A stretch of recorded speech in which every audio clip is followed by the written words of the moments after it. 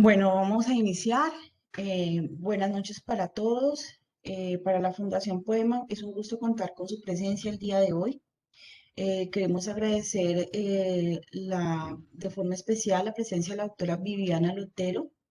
Eh, Ella es pediatra de la Universidad Libre y es oncohematóloga de la Universidad Nacional y trabaja en la Fundación Clínica Valle de Lili. Muchas gracias por su participación en este ciclo de conferencias y a los diferentes laboratorios por haberse vinculado al evento de conferencias virtuales.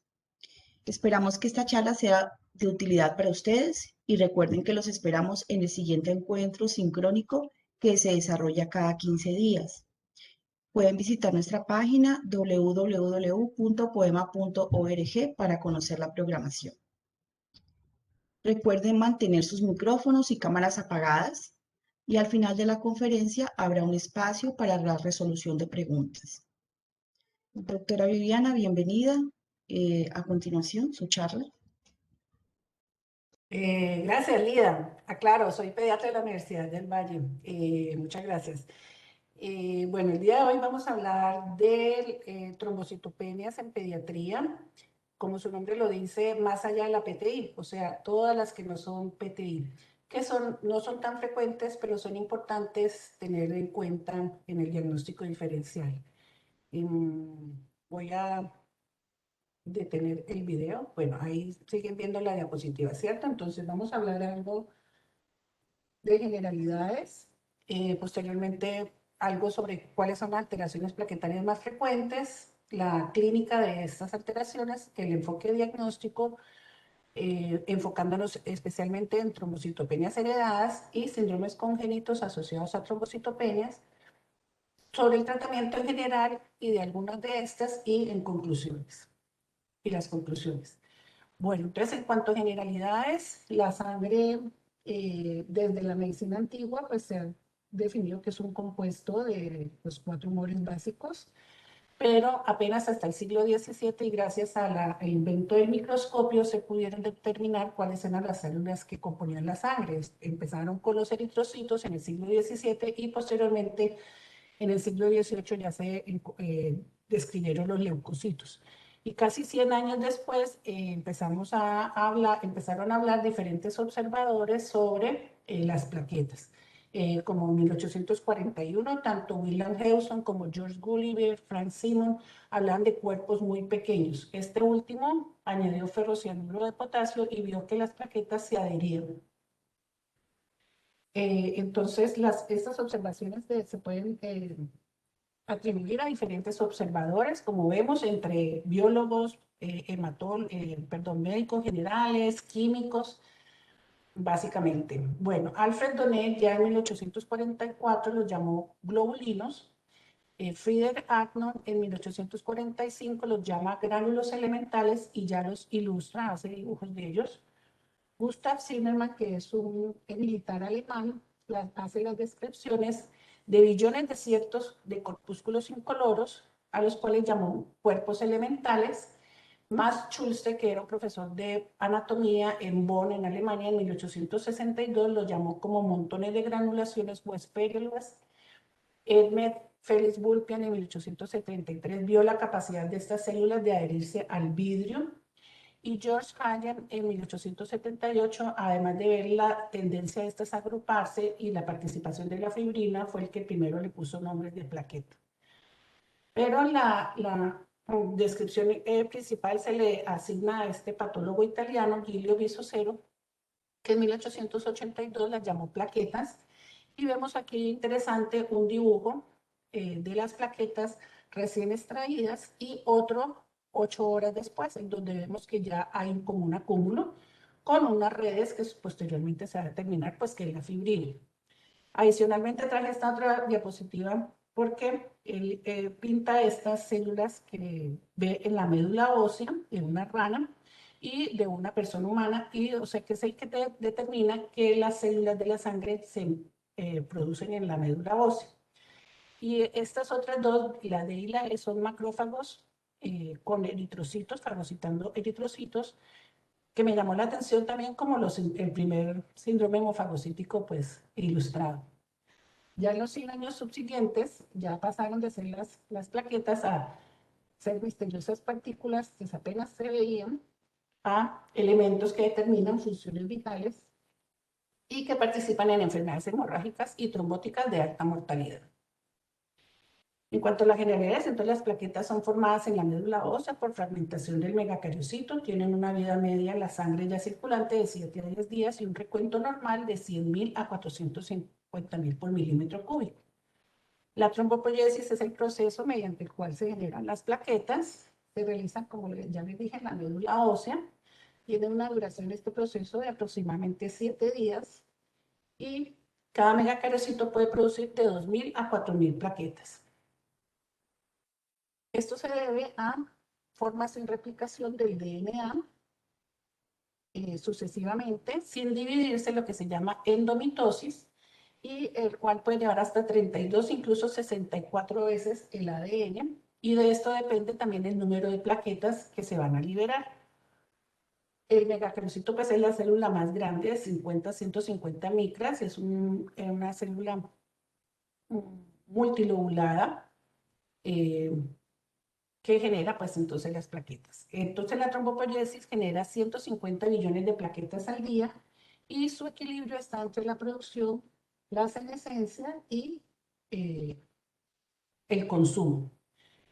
En este proceso participan muchos genes y esto es importante para el desarrollo de la charla, como los factores de transcripción, el GATA1, el FOG, el FI1, muchas citoquinas y receptores celulares, moléculas de señalización de proteínas y reguladores del ciclo celular como la interleuquina 3, el factor estimulante de colonias granulocíticas y la trombopoyetina.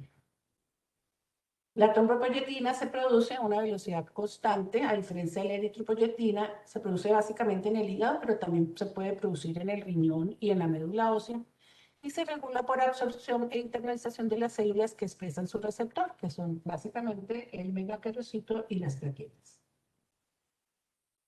La estructura ya de la plaqueta como tal, entonces, básicamente consta de una membrana y un citoplasma. En la membrana vamos a tener muchas proteínas y receptores, entre estas las más frecuentes, las cuales van a ser parte de su función para la hemostasia primaria. Al igual que los gránulos que contienen, que los traje mejor en esta gráfica, que son los gránulos densos, que tienen los agonistas plaquetarios, entre esos el ADP, el adenosíntrifosfato, el magnesio, el calcio, la histamina y la serotonina, y los gránulos alfa que contienen los mitógenos celulares, los factores y cofactores hemostáticos, las proteínas de adhesión, los receptores de antígenos, los receptores específicos de plaquetas y las lisosomas y las quimoquinas.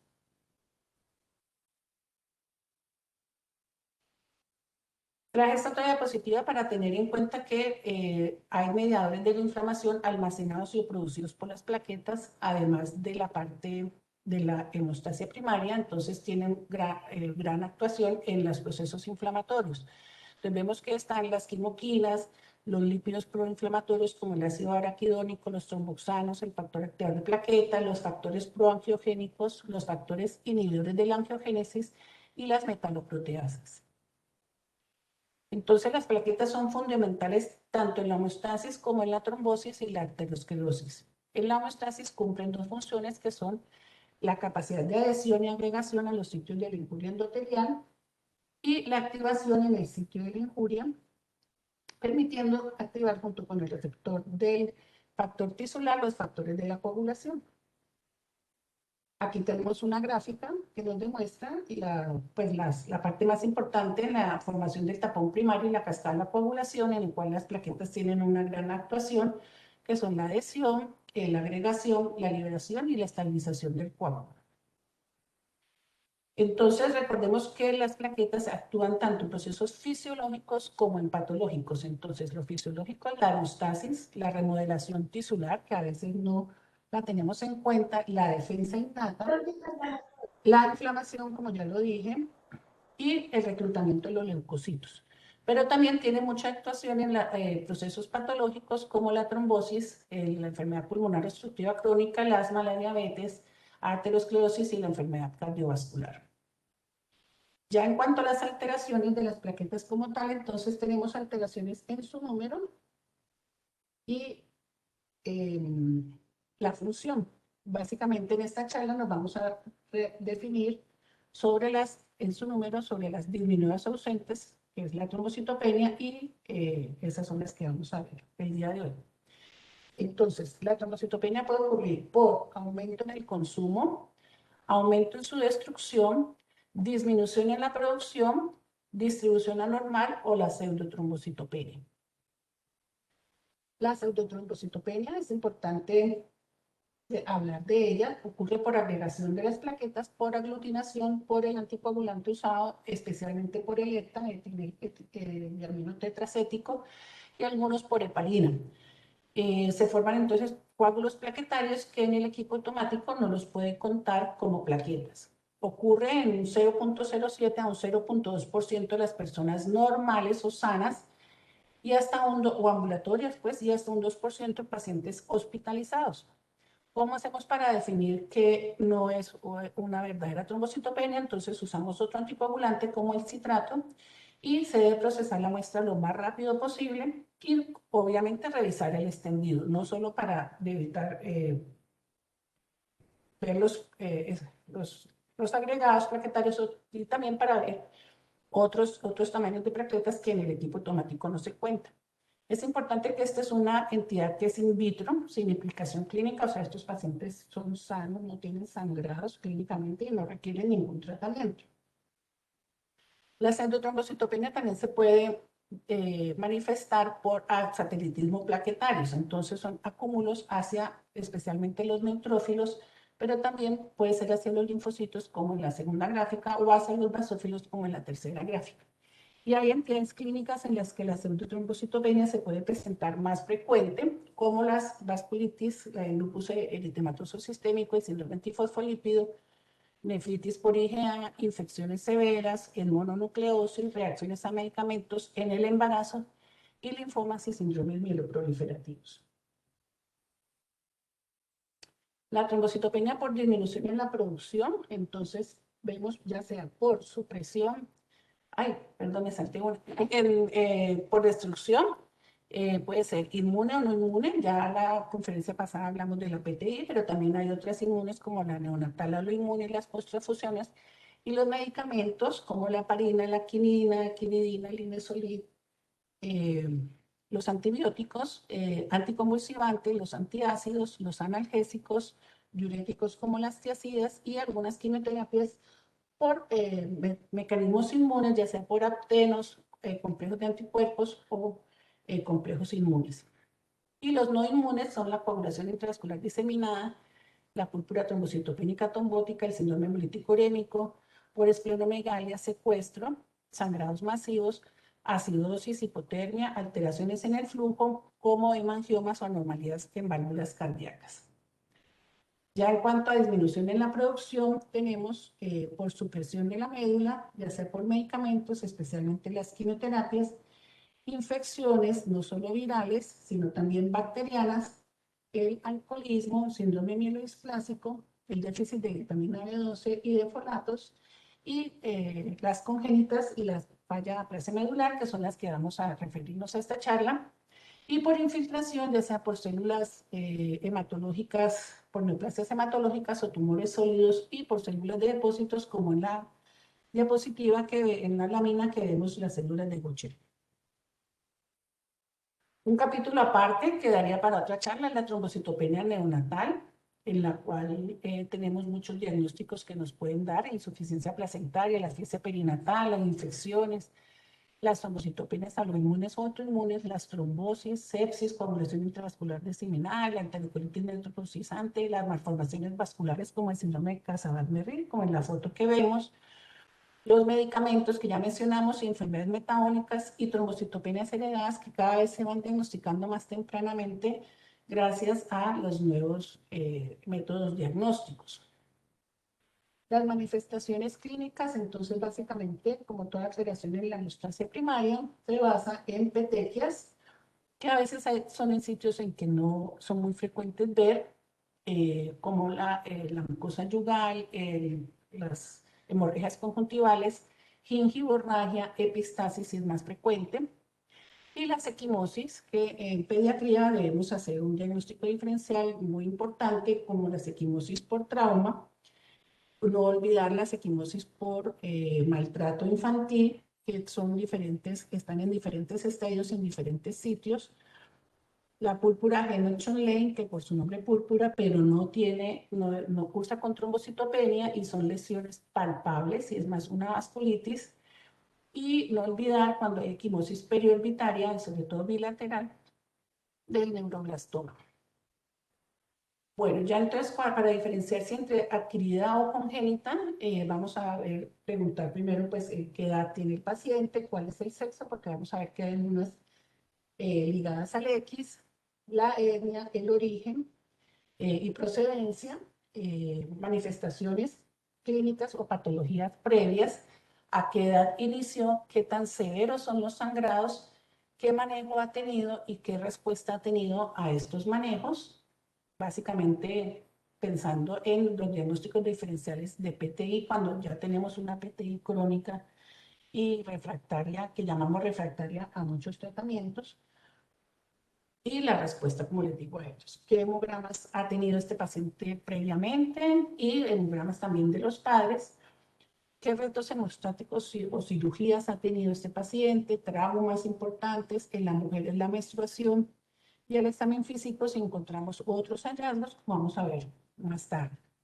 En cuanto a los antecedentes familiares y la consanguinidad, pues es difícil porque, como vamos a ver, la mayoría son de carácter recesivo o por mutaciones de novo, como las alteraciones del gen IH9, o que la penetración de la mutación es incompleta, y en la mayoría se descubren ya en adultos que han referido sangrados mínimos. El diagnóstico entonces lo vamos a tener con un hemograma, un estudio de sangre periférica, el tiempo de sangría, las curvas de agregación plaquetaria, la trombolastografía, microscopía electrónica y el estudio de las mutaciones genéticas. En cuanto al extendido plaquetario, entonces nos va a servir para confirmar el conteo plaquetario, ver el tamaño y la granularidad de las plaquetas y la dispersión de estas. Y además también podemos observar otras células en las cuales hay anomalías, en algunas específicas, como voy a mencionar después. Aquí vemos entonces en la gráfica A un extendido periférico normal. En la gráfica B hay un extendido con macroplaquetas. Fijémonos que tienen casi el mismo tamaño de un glóbulo rojo. En la C unas microplaquetas, que las ven bien chiquiticas. Y en la D un polimorfo nuclear con unas inclusiones citoplasmáticas, que es muy característico de una patología que vamos a ver más tarde. Y no olvidar los agregados plaquetarios. Entonces el extendido periférico es muy importante en el diagnóstico. Aquí también vemos anisocitosis que puede ocurrir en las PTIs cuando empiezan el tratamiento, y diferentes formas de la poiquilocitosis de las plaquetas que se ven en los síndromes mielodisplásticos. Entonces vemos estas elongaciones, diferentes tamaños de las plaqueticas. Bueno, en cuanto al tiempo de sangría, pues fue el primer test que se hizo para la hemostasia primaria. Es un test que se hace en vivo y es rápido, y tiene dos métodos, que son el método de Duke, que fue el primero, y el de IBI, pero estos tres métodos tienen una baja sensibilidad y especificidad debido a las variables que se presentan por el grosor de la piel del paciente o la temperatura, tanto del paciente como del sitio donde se produce, donde se hace el análisis, la habilidad de la persona que lo hace, y otras cosas a desfavor es que es un procedimiento invasivo y pobremente estandarizado, y que además no nos sirve para monitorizar el tratamiento. Por lo tanto, el mejor tiempo de sangría que les recomiendo es este. Bueno, en cuanto a la gregometría, entonces es un examen que se realiza para ver la agregación plaquetaria, la cinética de la agregación plaquetaria a través de la turbidez de plasma. Entonces, cogen una muestra del paciente, se centrifuga para obtener una muestra rica en plaquetas, un plasma rico en plaquetas, para comparar con un plasma pobre en plaquetas. Se agregan unos pues que son los componentes de las concentraciones de agonistas plaquetarios a diferentes concentraciones, y se ve la agregación. Entonces, al agregarse las plaquetas, la luminiscencia va a producir una curva, y si no se agregan, pues no va, la curva es plana. Este procedimiento no es confiable en recuentos plaquetarios muy bajos. Aquí vemos unas curvas de agregación plaquetaria típicas de varias enfermedades de las que voy a hablar, como las curvas del Bernard-Soulier, que no agregan con ristocetina ni con factor de von Willebrand. La enfermedad de von Willebrand, que no agrega con ristocetina, pero sí adicional el plasma rico con von Willebrand. La trombastenia de Glasma, en que no agrega ni con ADP ni con colágeno ni adrenalina, pero sí agrega con ristocetina. Y otras menos frecuentes, como cuando hay ingestión de aspirina, uremia o deficiencia de tromboxano, o en enfermedades mieloproliferativas. El tromboelastograma es un examen que se inició básicamente desde 1948, pero se ha retomado en los años 80, sobre todo en las UCIs y en trasplante hepático. Mide más que todo la propiedad viscoelástica de la sangre, y nos interesa esta curva, que es en la que hay una disminución de la amplitud cuando se usan bloqueadores de plaquetas o cuando hay trombocitopenia. Las otras son más para otros diagnósticos.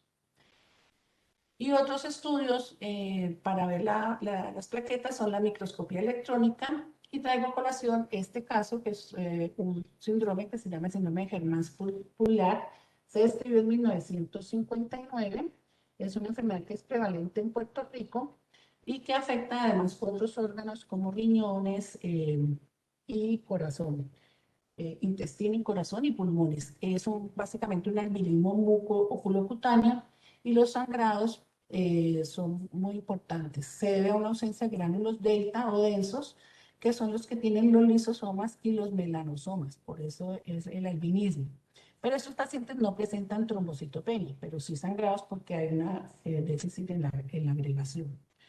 Y ya el estudio de mutaciones, que es muy importante, en este caso, por ejemplo, es un solo síndrome, pero tiene muchos genes afectados, como vamos a ver, como son la mayoría de las trombocitopenias. Entonces ya con las mutaciones genéticas empiezan a aparecer cada vez más trombocitopenias heredadas, como en este artículo del 2004, en que habla que la trombocitopenia no siempre significa la PTI. Lo que hemos aprendido de los trastornos hereditarios, una creciente lista de trastornos hereditarios para la trombocitopenia, lo que hemos aprendido, historia y avances y perspectivas de las trombocitopenias heredadas, y actualización de los genes y de las variantes genéticas que pueden estar asociados con sangrado en las trombocitopenias heredadas. La primera, entonces, trombocitopenia descrita como tal, de las trombocitopenias heredadas, es el Bernard-Soulier en 1848, y posterior a este se han ya descrito más de 33 formas diferentes, afectando casi 40 genes, y no es tan poco frecuente como pensaríamos. Miren que en Italia, por ejemplo, hay una prevalencia de 2.7 por 100.000 personas. Ya gracias al advenimiento de todos los diagnósticos genéticos de la secuenciación genómica a partir de 1990 y las otras técnicas, podemos ver todos los genes, como pueden ver aquí, que están implicados en la producción de trombocitopenia. Entonces, como les dije inicialmente, que hay muchos genes que están presentes tanto en la megacariopóiesis como en la diferenciación y la maduración de las plaquetas y en la liberación de estas de la médula. Entonces, así vamos a ver, hay unos genes implicados en cada paso.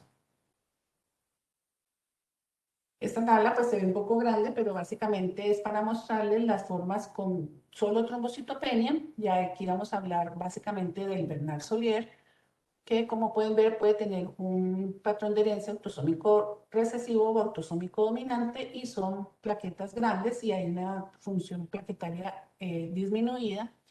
El síndrome de plaqueta gris, que es autosómico recesivo, también tiene microplaquetas, y también básicamente se llama plaqueta gris porque hay una ausencia de los gránulos alfa.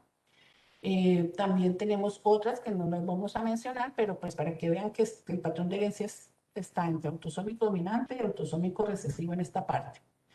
Ya en esta otra tabla hablamos de las trombocitopenias asociadas a efectos congénitos relevantes o a formas sindrómicas, como el Wiskott-Aldrich, del cual vamos a hablar más tarde, que es ligado al X. Estos son ligados al X, la trombocitopenia ligadas al X, la trombocitopenia París-Trousseau y estos defectos del GATA y ausencia del radio y trombocitopenia, que son autosómicos recesivos y otros menos frecuentes. Y estas ya son formas que aumentan, además de tener la parte congénita, el riesgo de adquirir otras enfermedades, como por ejemplo sordera neurosensorial, nefropatía, en los defectos del gen MIH9, sinostosis radioulnar con trombocitopenia amegacariocítica, con sinostosis bilateral del radio y del júbito, y otros menos frecuentes también, trastornos familiares. Entonces aquí vemos que no solo la trombocitopenia, sino también hay otras asociaciones, como por ejemplo en el defecto del gen MIH9, sordera, cataratas, aumento de enzimas hepáticas y trastornos renales. En el síndrome de TAR o el síndrome de Jacobsen, defectos cardíacos. En el síndrome de Jacobsen también hay disfunción intelectual, retraso mental, malformaciones a nivel de las extremidades, y el Wiskott-Aldrich, que está asociado a malignidades hematológicas y a inmunodeficiencias. Bueno, entonces como para poder que se nos grabe como más fácil, le dividí según el tamaño de las plaquetas, en macro plaquetas normales y micro trombocitopenias. Cuanto a las macrotrombocitopenias, entonces tenemos las relacionadas al gen MIH9, que es autosómica dominante, son plaquetas gigantes y se ven en el neutrófilo, son inclusiones tipo cuerpos de Dole y están asociados a nefropatía y sordera. El Bernard Solier, tanto bi como monoalélico, autosómico recesivo, tiene plaquetas gigantes y macroplaquetas. El síndrome de plaqueta gris, que es autosómico recesivo, también tiene, además de las plaquetas grandes, son hipo o agranulares y puede tener esplenomegalia y mielofibrosis. Y las enfermedades relacionadas a las mutaciones del GATA1, que son ligadas al X, tienen anemia hemolítica y posibles porfirias eritropoyéticas congénitas. Estos son entonces los defectos asociados al gen MIH9. Son 4 básicamente, que son el Meijer, el Sebastián, el Fechner y el Esten, y están asociados a las inclusiones citoplasmáticas, y los dos primeros no tienen otras alteraciones, pero los últimos sí tienen sobre todo hipoacusia, cataratas y nefropatía. Estas son las inclusiones que vemos en los polimorfonucleares, son unas inclusiones azulitas y con forma redondeada, se parecen a los cuerpos de Boli. Y las macroplaquetas, miren, es casi del tamaño del glóbulo rojo. La primera entonces descrita fue la enfermedad de Bernard-Solier, el síndrome de Bernard-Solier, en 1948 en Francia. Es una disfunción o falta del receptor del G195 y no hay agregación entonces con restocetina y no corrige con la adición de plasma o el factor de von Willebrand.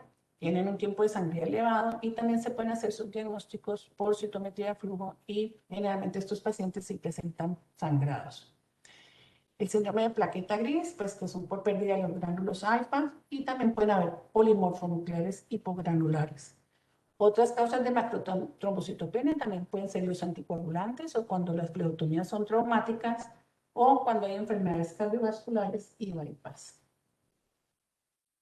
Las plaquetas de tamaño normal, entonces tenemos la trombocitopenia amegacariocítica congénita, que es un defecto en el gen del MPL, en el que hay trombocitopenia y falla medular progresiva. La trombocitopenia con ausencia de radio, que es la gráfica que les traje acá de esta radiografía, en el que hay aplasia bilateral del radio.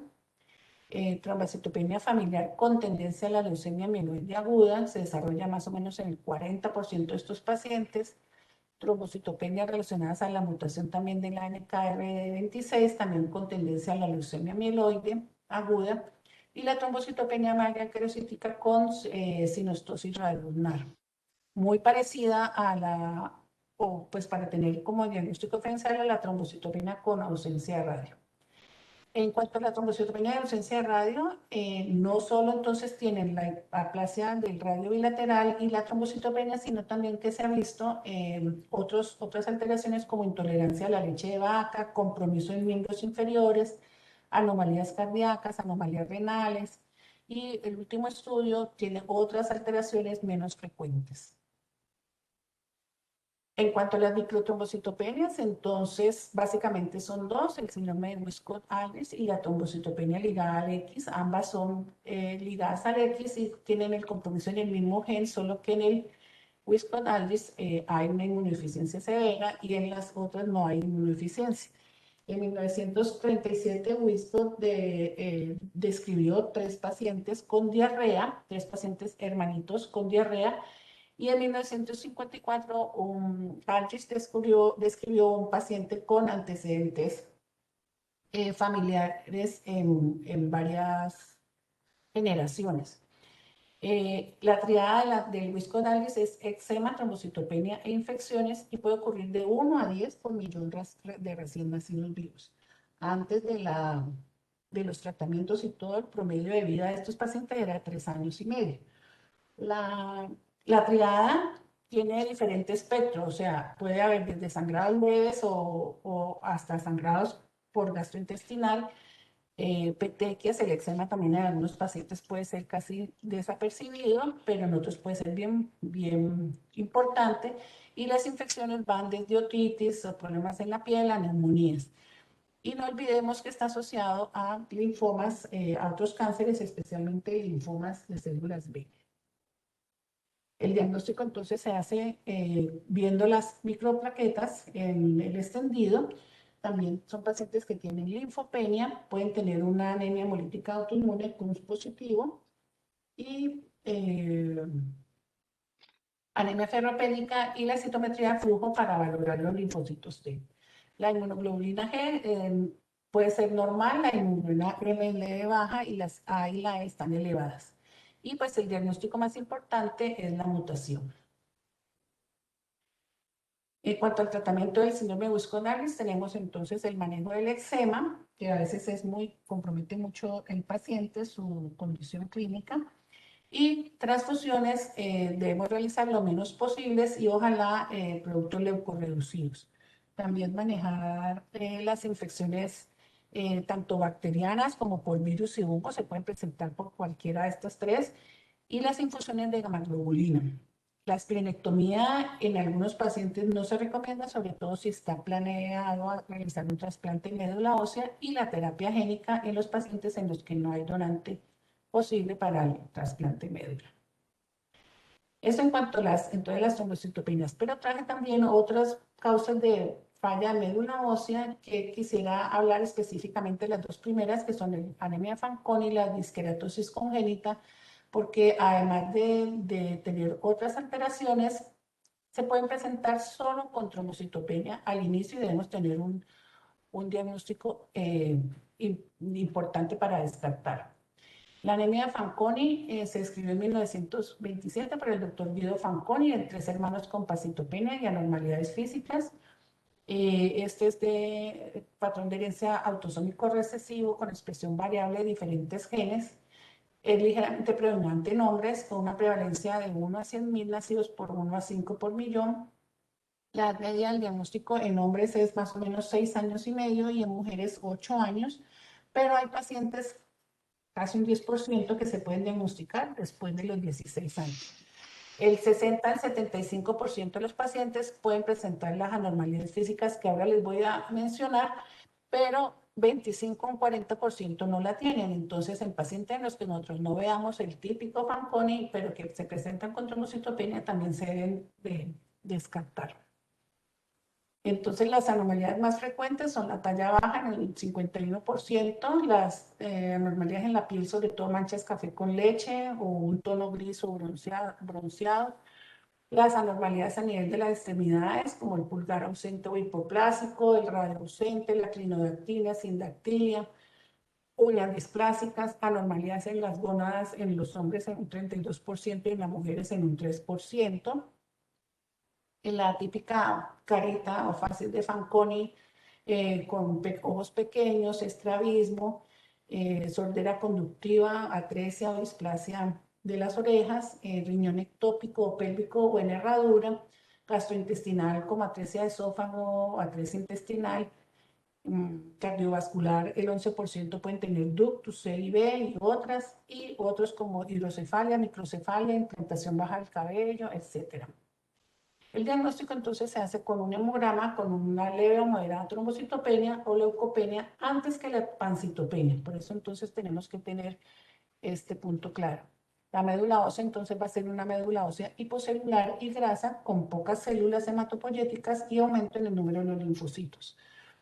Podemos encontrar la eritropoyetina aumentada y alteraciones endocrinas como deficiencia de la hormona de crecimiento, hiperglicemia e hipotiroidismo. El diagnóstico entonces se hace con la fragilidad cromosómica, con estrés, utilizando diepoxibutano, amitomicina, y no hay asociación clínica de la fragilidad. O sea, si vemos muchas formas de compromiso, no quiere decir que tenga más clínica el paciente. Y las mutaciones, nuevamente, vemos todos estos genes implicados que pueden producir estos síndromes. Las complicaciones entonces de la anemia de Fanconi es una falla medular progresiva, generalmente en la primera década. A los 40 años ya el 90% tienen anemia aplásica y también tienen un aumento de riesgo en cáncer, sobre todo en leucemias mieloides agudas, de un 10 a un 33%, y tumores sólidos, especialmente de cabeza, cuello, piel, genitourinario y el hígado por los andrógenos, achacado pues a los andrógenos usados como manejo en estos pacientes. A síndromes mielodisplásicos y vemos que es muy importante la consejería genética en estos pacientes. El diagnóstico diferencial de la anemia Fanconi, pues otras aplasias y otras lesiones pigmentadas o manchas café con leche como la neurofibromatosis y otras síndromes de alteraciones como el TAR y la asociación Barber. El tratamiento entonces es evitar medicamentos asociados a anemia plástica y que interfieran con la función plaquetaria, evitar también transfusiones de donantes intrafamiliares y usar el correductor para disminuir la sensibilidad. Y algunos pueden responder solo a andrógenos como indazanazol o oximetalona, pero el más importante es el diagnóstico, el tratamiento con trasplante de médula ósea tempranamente. Y la otra anemia plástica asociada es la esclerosis congénita, que es la primera entidad descrita ya por telehomeopatías por Sincer en 1906, Ekman en 1926 y Cole en 1903, diferentes entidades que son el mismo trastorno a nivel del telómero, que pueden ocurrir en 1 en 1.000.000, y vemos que hay casi 14 genes implicados en el acortamiento de estos telómeros que tienen diferentes patrones de herencia, autosómico recesivo, autosómico dominante y ligadas al X. Y a menos afectación del telómero, hay menos autorrenovación de las células en la producción del stem cell, por lo que va a haber la aplasia posterior, la hipoplasia.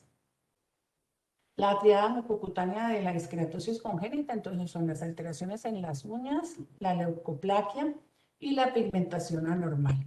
Pero también tenemos varios espectros con inmunodeficiencias, hipoplasias cerebelosas, fibrosis pulmonar y alteraciones hepáticas importantes.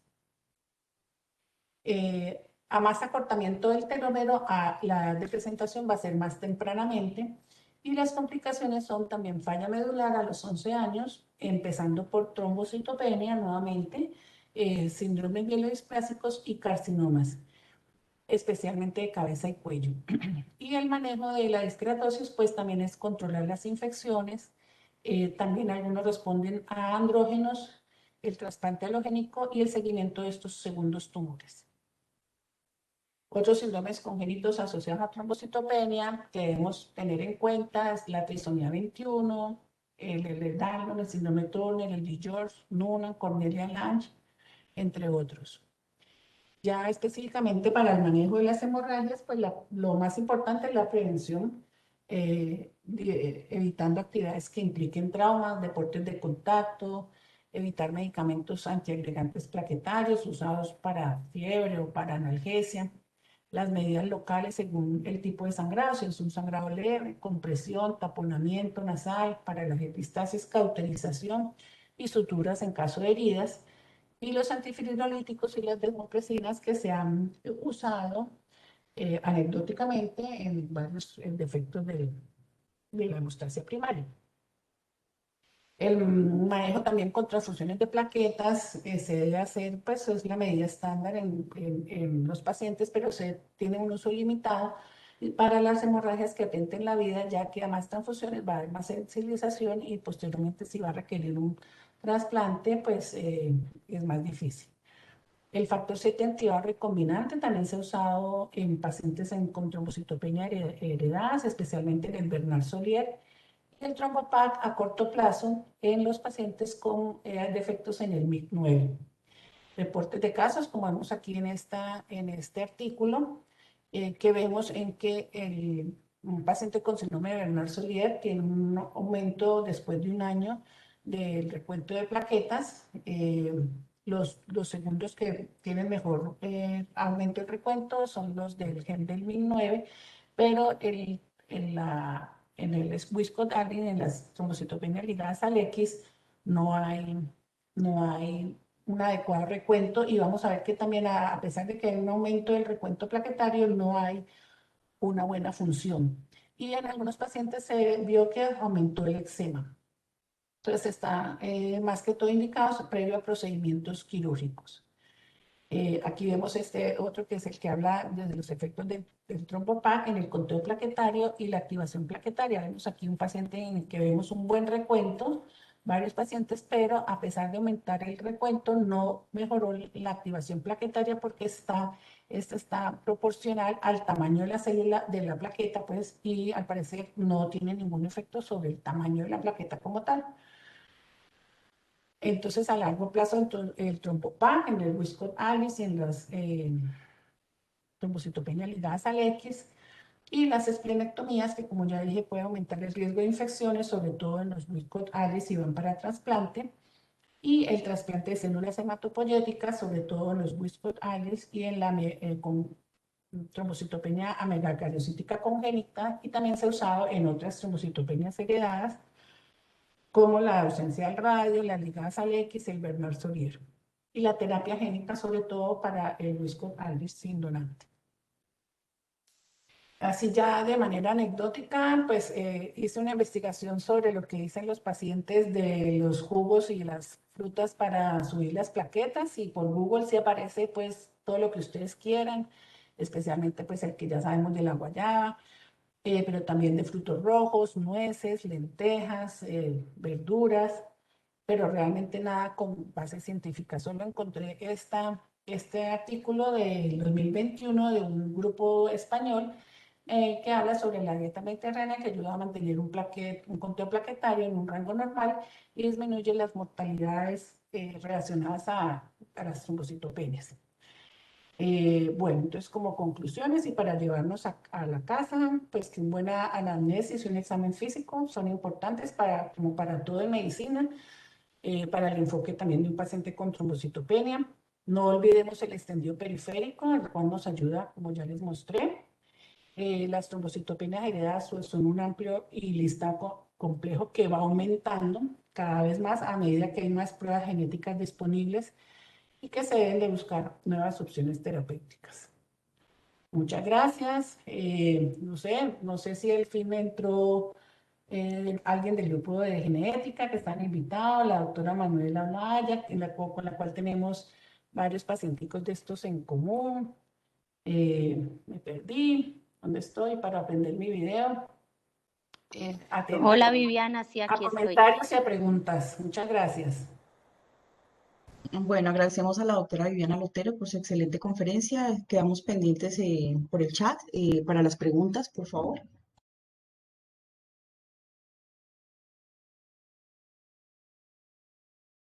Creo que Manuela iba a hablar. Hola Vivi, gracias por la charla, súper interesante porque uno se enfoca en lo suyo y se olvida de muchas cosas, pero hablando de todo, creo que es vital que todos tengamos presente que la trombocitopenia puede ser un hallazgo para muchas cosas.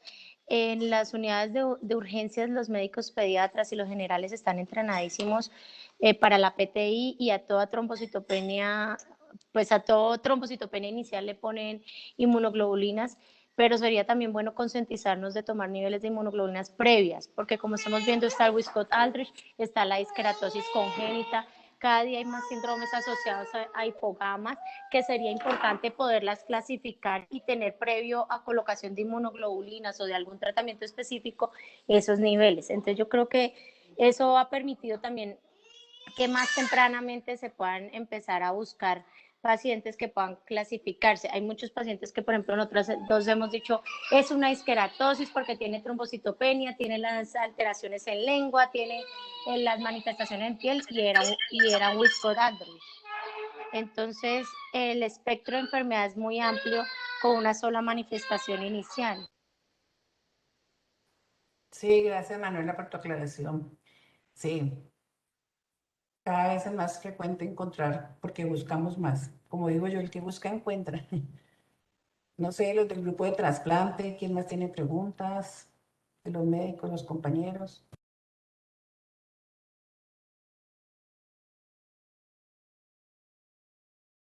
Bueno, aquí en el chat, doctora Lotero, pues la felicitan por su excelente presentación y por la conferencia.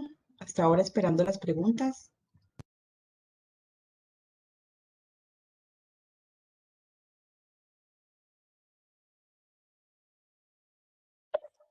Buenas noches, Vivis. Felicitaciones por tu presentación. Soy Adriana Linares. Gracias, doctora. ¿Qué me quedó faltando? Diga usted. No, más allá que faltando, sí, me gustaría que tú pues recomendaras un poco. Es difícil pedir las pruebas moleculares, sin embargo, no debemos dejar de pedirlas, debemos insistir en ellas, ¿sí? Porque son fundamentales. Es fundamental que un niño que tiene una trombocitopenia genética no sea interpretado como una PTI por todo, por las implicaciones terapéuticas, el futuro, por todo. Tú mencionabas ahí como algunas de las pruebas con las cuales a veces la gente se ayuda, las pruebas de agregación plaquetaria, y pasaste rápido por ahí diciendo que no se deben hacer con poquitas plaquetas. ¿Cuál es tu recomendación puntual para los colegas frente a cuál es el mínimo del recuento plaquetario para hacer estas pruebas? Y lo otro, insistir en la recomendación de que todos, cuando pensemos en esta posibilidad, revisemos los extendidos. Sí, es verdad, doctora. Yo estuve revisando y algunos recomiendan incluso con con hasta 10.000 plaquetas, pero el promedio de lo que recomiendan es entre 10.000 y 30.000 plaquetas. Y bueno, yo he invitado al doctor de genética, al doctor Harry Pachajoa de genética aquí de la fundación. No sé si entró alguien más, por lo que usted dice que pues sí se deben de pedir más tempranamente estos exomas o bueno, esas secuenciaciones para obtener un diagnóstico más temprano. Sí, digamos que más que temprano, no, es más como hacer un buen interrogatorio y un niño con una PTI persistente, ¿cierto? O dos hermanitos con PTI, o un niño con una tía o la mamá con PTI, pues no son PTI. Entonces es un poco a que nosotros hagamos historias clínicas y preguntemos bien los antecedentes, ¿cierto? Y yo sí quisiera que tú nos insistieras mucho a todos sobre nosotros ir a revisar los extendidos de Ah, sangre. sí, exacto. Por eso lo puse en las conclusiones, que el extendido periférico debe ser revisado por el especialista porque a veces las bacteriólogas o no sé, por el afán o porque no ven las plaquetas, el número de plaquetas adecuado, no hacen una buena descripción de la granularidad, del tamaño. Sí, es importante que nosotros revisemos estos extendidos. Era pues como esos comentarios y Sí, felicitarte. gracias. Estos temas fabulosos para motivar a la gente a la revisión de estas patologías. Adicionando un poquito a a la charla de la doctora Lotero, también pues no olvidarnos de la enfermedad de von Willebrand tipo 2B, ¿no?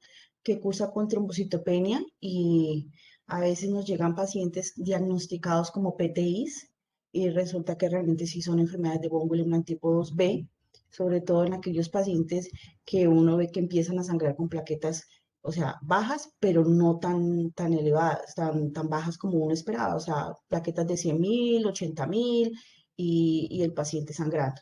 Pues no es como el curso de una PTI. Doctora Gracias. Lotero, pues nada, felicitaciones por la presentación. Una pregunta alrededor de qué hacer en estos pacientes que hacen trombocitopenia con ETA, qué recomendación darle a los colegas en este caso. Muchas veces los pediatras se ven enfrentados a esta situación. Gracias, Jesús, por tu pregunta. Realmente cuando tenemos un paciente en que no tiene ninguna manifestación ni al examen físico, ni tiene sangrado y se ve súper bien y no tiene ningún otro hallazgo al examen físico y tiene una trombocitopenia, pues y pensamos que es una pseudotrombocitopenia, se debe hacer con otros anticoagulantes como la heparina o el citrato básicamente, y lo que mencioné de revisar rápidamente la muestra, revisar rápidamente el extendido y, ¿qué más? Y revisar el extendido básicamente.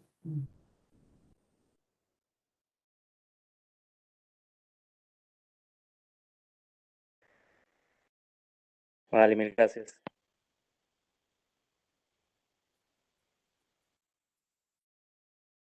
¿Alguna otra pregunta?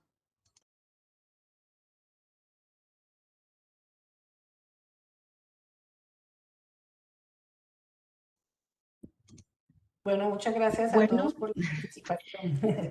pues nuevamente agradecemos a la doctora Viviana Lotero por su excelente ponencia y a todos ustedes por su presencia y los invitamos nuevamente a seguirnos en nuestra página web y por nuestras redes sociales. Muchas gracias y feliz noche. Gracias, feliz noche. Gracias, muchas gracias. Gracias.